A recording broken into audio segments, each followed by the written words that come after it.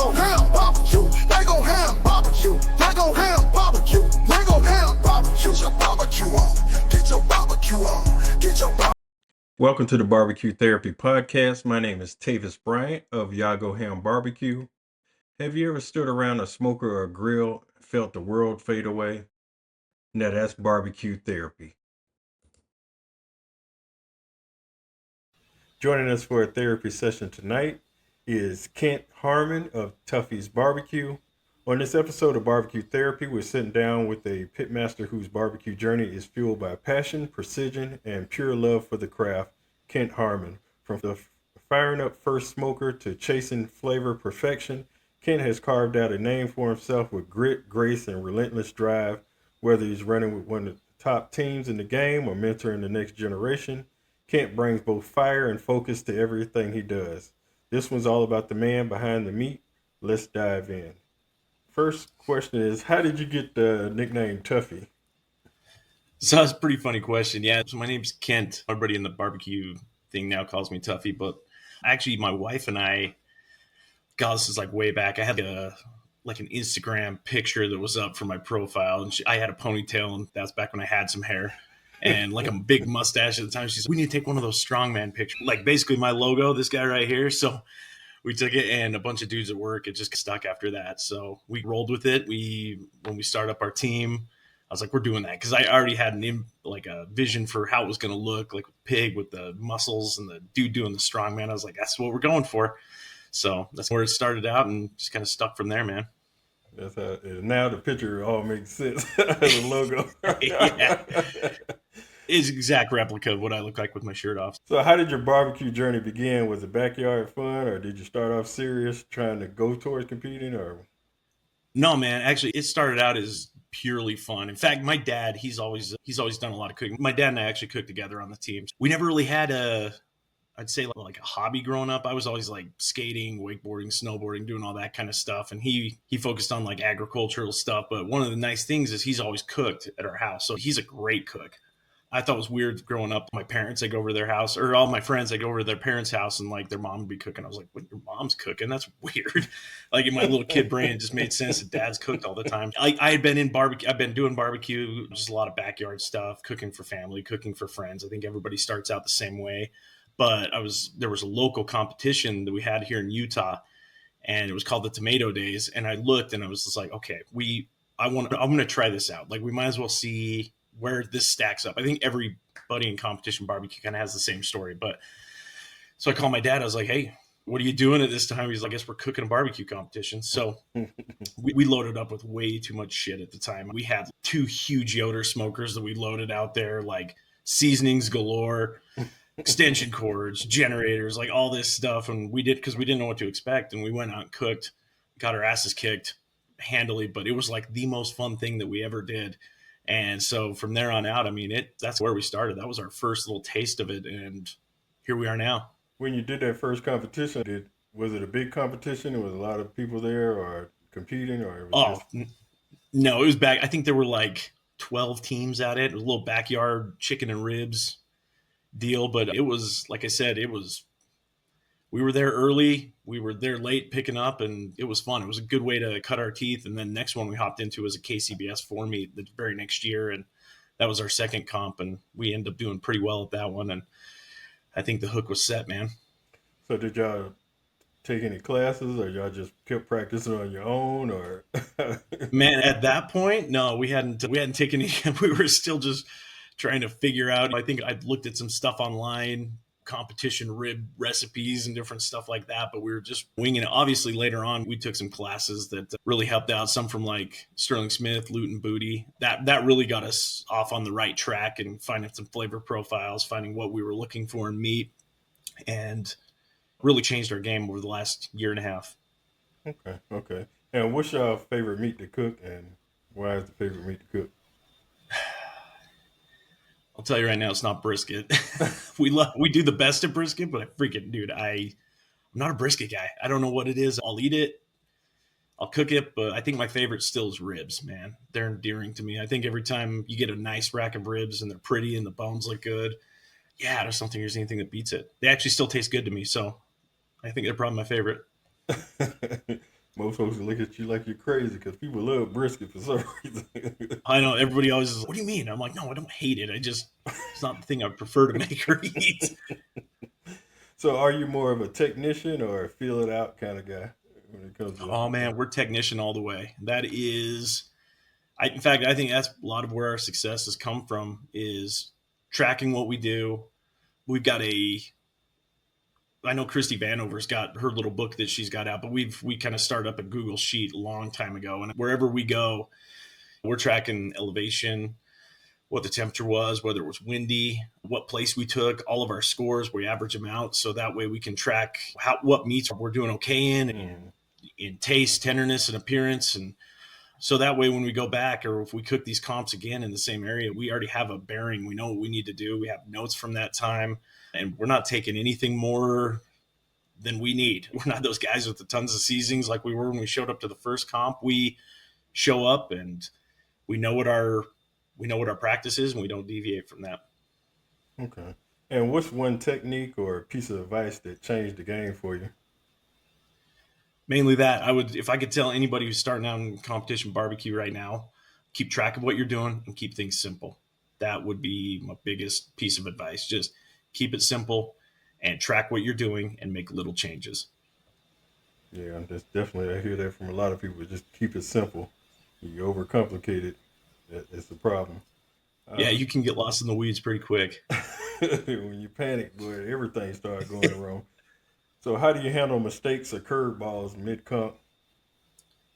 I don't think I handle them very well. I think my wife handles them for me a lot better. She's kind of my cooler when she's out there with us. She makes boxes, but she's the one that reminds me to eat, drink water, pay attention to what I'm doing. So if things start going south, she's usually the one to cool everything down. In fact, we were at a competition in Wyoming and we were cooking and I had a brisket that was not done. Like it wouldn't finish up. And I was just like, screw this, man. I guess we're just pulling this thing and rolling with it. And she just cut them thin. And I was like, all right, we'll just cut them thin. And we ended up getting a 180 on that brisket. So she handled it that day.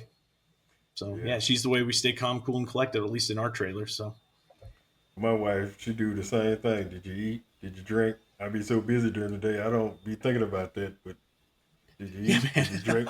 No, it'd be nighttime by the time I didn't eat. yeah, you get that ADHD going, man. You forget a lot of that important stuff. So how do y'all hash out the duties on your team? Do you cook everything, or do y'all split the meats? Or Good question. Actually, my dad's he's the chicken man. So he took chicken on full force last year, starting at the beginning. And man, he's like my anchor in that meat. We do really well in chicken every contest. I can definitely rely on that. And I take the other three meats and help out, him when I can, but he takes on the chicken. My wife and my mom actually sometimes when she's there, they'll take on the boxes and make those things look like putting greens and super goods. It's definitely a team effort, but yeah, I'm doing majority of the cooking majority of the time. okay. So what's your proudest moment in barbecue to date, as far as prize? Oh man, dude, honestly, it just barely happened 2 weeks ago when we were in Boulder City, Nevada. And it ended up turning into an auto for the Jack Daniels Invitational because Brad, with getting basted, ended up getting his 7th GC this year. So he gets an auto in there. So it took him out of the Nevada pot, and that only left one. This competition is the last one. And I mean, we had some heavy hitters that were there too, trying to get that auto drawn. That was our first GC, but also like our first, that was our first GC, but that it ended up being even more sugar on top because we get an auto to the Jack for this year. So got to start prepping for that, and pretty thankful we had a great cook that day. Yeah, congratulations to that, boy, because the way I'm watching that people be traveling a long distance just to get those qualifiers and stuff like that. It's crazy. Yeah, we're a second year team, so this is like crazy. It may sound weird, but I know we put a lot of hard work and stuff into it. The cards just fell how they were supposed to fall that time, and we're not going to take it for granted by any means, but it's a real honor to be able to go and compete with some of the best in the country. What's y'all current setup as far as what are y'all cooking on? Drums or offset? Or? Yeah. Yep, exactly. We're cooking on drums. We did have a pellet smoker in the mix, and we cut down our meat even a little more. Like we're not doing as much pork as we normally did the last year, and now we're cooking on just 3 Hunsaker drums. But man, we were cooking on pellets for the first little bit, and they were just such a pain to drag around. And I don't feel like the judges are looking for pellet cooker flavor now. I think they're looking for that more intense pit flavor that comes from the drums. So we've had a lot of success with them, and man, those things, they just roll. They don't hiccup. They don't have a problem. It's just consistent. Okay. And what do you think is one underrated tool in the barbecue arsenal? Ooh, underrated tool. That's a good question. You know what? I think the most underrated tool in the arsenal is probably trusting your own brain. I know it sounds weird, but trusting when it feels right and when it's done. There's there's all sorts of crap out there. Fat separators, thermal pens, which obviously we still use. We use thermometers to get close, but that intuition and trust in yourself, being like, that's done, or don't touch, that's not coming out. And even though the time is telling you different, it's trusting your intuition on it.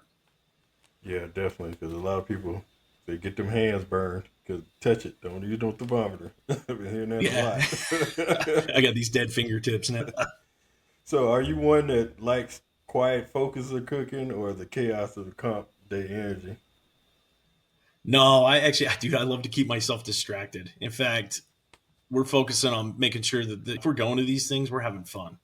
So we make it a good time. We talk to other teams. We've got a good group here out of Utah that are majority of the competitions. In fact, it's the Dunions from here in Utah. They cook with Smokin Sin Bin, and then also Mitch and Michelle Christensen from Slinging Meats. We're always together. So we're doing dinner and we get each other hyped up. And it's really just a fun thing that we, as Utah teams, we're rooting for each other, and we try to make sure that we're having a good time and we calm each other down while we're at these comps. So, y'all don't have a lot in the state. Y'all have a lot surrounding y'all competition. No, so Utah's weird because it's like an island in the middle of the United States because there's nothing within 6 hours any direction that you go. I know, yeah, like we got like Denver, Boise, Reno, and Vegas. Those are like the surrounding big cities. So we have to actually travel quite a bit. We're on the road quite a bit this next week. This upcoming weekend will be in Absaroki, Montana. So we're about 8 hours out cooking. So if we want to do it, you got to drive, and there's not a lot of teams. I say there's probably about 5 KCBS competition teams or 5 or more contests a year out of Utah that are doing it. But yeah, it's tough. I'd love to hit up more contests, but time off work and different stuff like that definitely gets in the way. So, how many competitions are y'all generally cooking as far as the year? We're cooking usually about, I'd say, 8 to 10 a year. That's a good number. So it's going to be probably on the 8 side this year, just because we've some stuff there, some closer comps that fell through, but then we've got a couple more that popped up. I don't know. We'll see. Another one's probably going to creep in there, but yeah. And what does the barbecue community mean to you? Oh man, it's part of the reason I think we're still doing it. Mm-hmm. Is it's just a lot of good people. My wife says it all the time. She's like, food people are the best people, and we're surrounded by them all the time. And it's been a lot of fun. We made some really good friends doing this, and it really keeps you motivated, especially on those contests when you get slammed or killed. You can at least cheer for another team, and they're there to build you back up. So it's been a lot of fun. We've got friends from Florida now to California. So Yeah, this means the community can't be touched.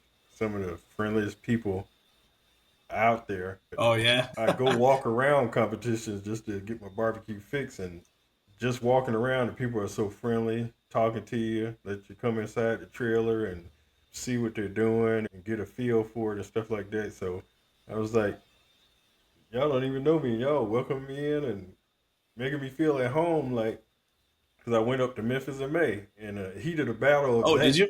Yeah, and despite the atmosphere and what they're competing for, we all in tents, invited in tents and getting water and food and all that stuff. Like, we one of the group. It's amazing how they treat you as far as that community. So that's why I'm always bragging on the barbecue community, because they always wonder why I'm always talking about barbecue, but sometimes barbecue community treats you better than people around you every day. So that's why I'm always rooting for y'all like that.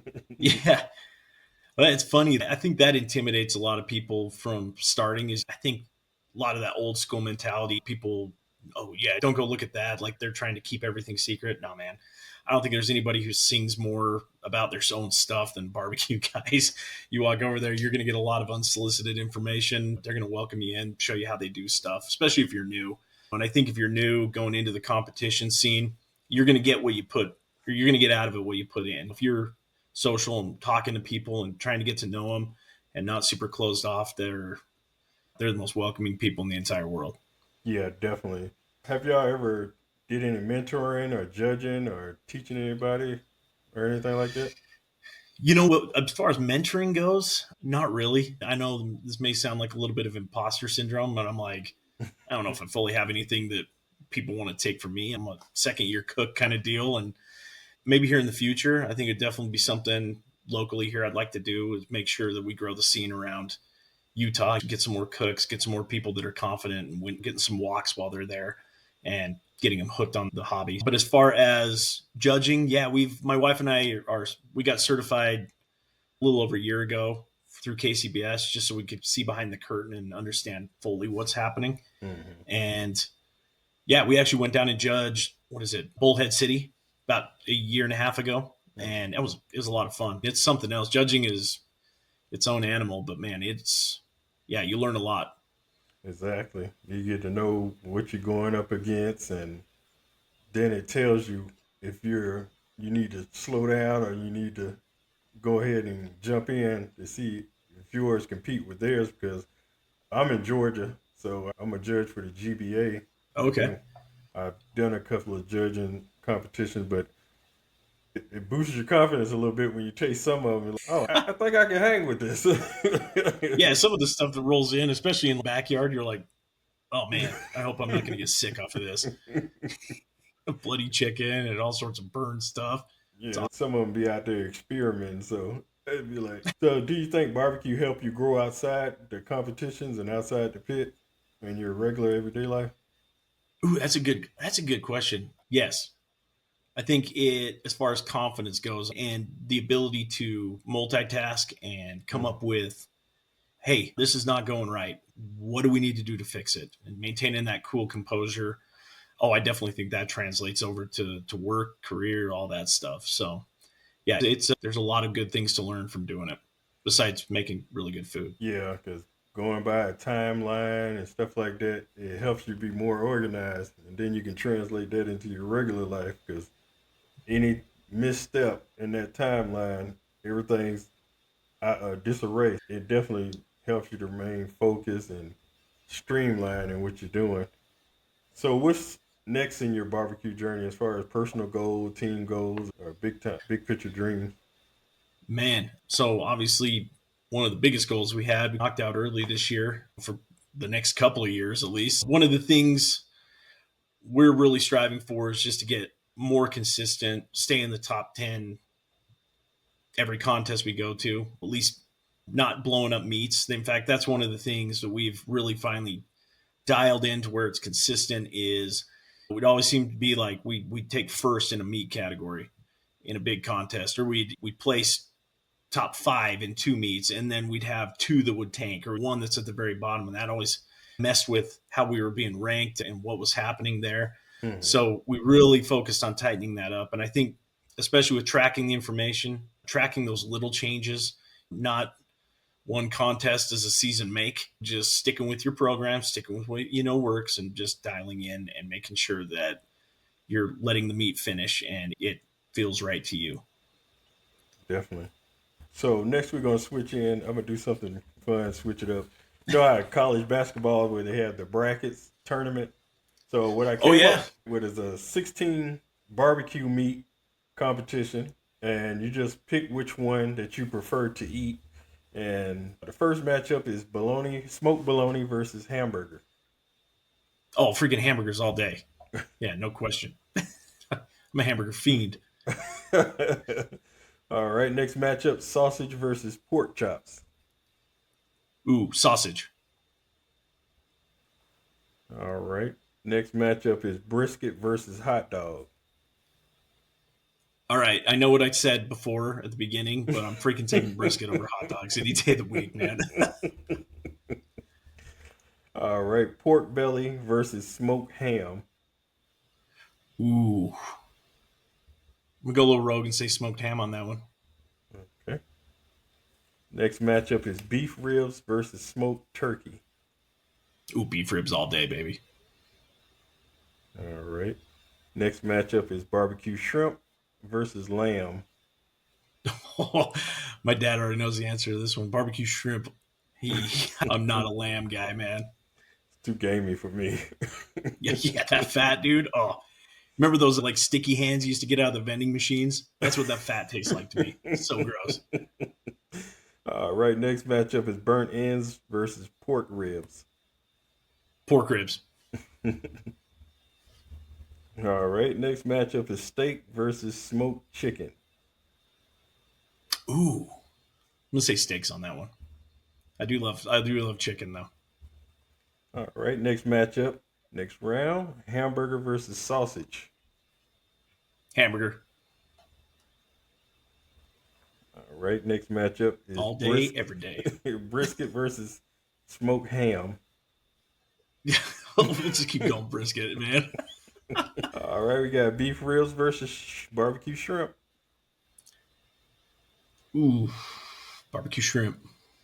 Ooh, upset. We're sticking with the shrimp. All right. Next matchup is pork ribs versus steak.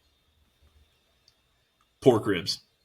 Man, I love steaks, but man, ribs are still my favorite, man. All right. Final four, hamburger versus brisket. Hamburger. Let me clarify. Hamburger in hamburgers form. All right. And barbecue shrimp versus pork ribs.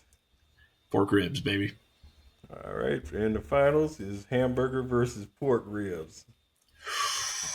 There you go. People are going to kill me if they hear this, but I'm going with hamburgers, baby. Hey, go ahead at you. You'd be surprised. Beef ribs have won a lot of times. Have they really?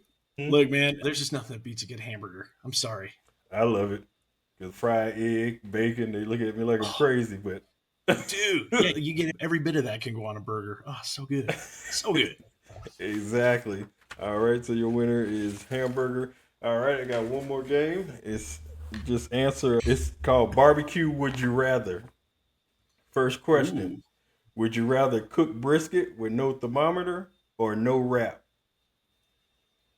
You know what? No thermometer. Okay. I know brisket on feel now, and you know what? Letting them roll without a wrap sometimes is the best. You get that barky goodness on the outside. It's good. Oh, okay. Would you rather run out of fuel halfway through a comp or forget your rubs? Oh, shit. Ooh. You know what? I'm going to say forget my rub on that one. I think the other would send me into a tailspin, man. I don't know what I'd do. Yeah. Would you rather win a barbecue contest but get no prize or come in second and win $1,000? I want to win it. You say win it, no prize. All right. Would you rather grill with gas forever or never eat ribs again? Oh, I'll say grill with gas forever. I want to eat ribs, even if they're not mine. I still want to eat them. All right. Would you rather cook in the rain or in 110-degree heat? Rain, for sure. All right. That's one of my biggest complaints is why are all of our barbecue contests in the freaking middle of summer, man? It's the worst. Exactly. Especially in y'all area and Nevada and all that stuff. It's hot down there. Ooh. Dude, you guys have it worse. You guys have it like humidity and everything down there. Yes, yesterday it was feel like you was about to die out there. Yeah, there's no reprieve there, man. Okay. Would you rather forget to season your meat or forget to rest it? Sorry, forget my what? Would you rather forget to season your meat or forget to rest it? Forget my rest. All right. I'll take that gamble. Would you rather cook on a janky borrowed smoker or a brand new one you never used? Ooh. I've seen some funky pits that some of these guys have. I'm going to say the one that I've never used before. Okay. I don't know if I'm going for some of that funk. Or some of these guys will probably say that it's my barrels that have the funk in them. Would you rather win with store-bought rubs or lose with your own homemade blend? Oh man, win with store bots any day. Yeah, I've got no ego in that game. All right. And I already know the answer to this. Would you rather cook chicken thighs forever or never be allowed to cook pork ribs again? I'll take the first one. Definitely the chicken. All right. Would you rather cook for judges you can't see or for fans who critique you out loud? You know what? I would take the critiquing out loud. Okay. At least then I know if my stuff sucks. All right. Kent, your therapy session is over. If you have anybody to Woo. promote or any websites or anything that you need to give out, you're welcome to promote. No worries. If you want to follow us, we're at Tuffy's barbecue spelled out on Instagram, and then Tuffy's BBQ on TikTok, which I don't really do a lot of. I can't tell you there's going to be a lot of TikToks popping up, but hey, we're there. We've got some cool old videos, I guess, because they were a pain in the ass to do when I did them. But yeah, go ahead and hop on, follow us. I want to thank we've been an ambassador with those guys as well. They're out of Utah too, so it's just nice having a big local barbecue centric company that helps us out. And then obviously, just want to thank the Utah community. They're always behind us. They're the first ones to congratulate us, first ones to console us. It's just been a really cool family to be a part of, and we look forward to representing Utah finally in the Jack. So it'll be cool. Congratulations again on that, and good luck in that, because Yeah, thanks, brother. they be serious, boy.